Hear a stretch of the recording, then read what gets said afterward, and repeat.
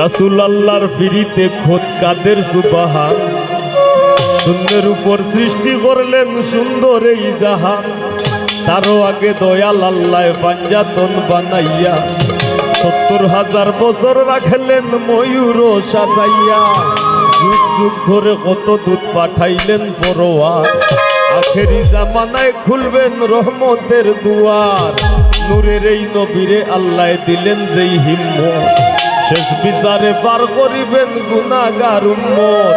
তাওরাত জাবুর ইনজিলেও দয়াল আল্লাহ বলে, সকল কিতাব বাতিল নবী মুহাম্মদ আসিলে।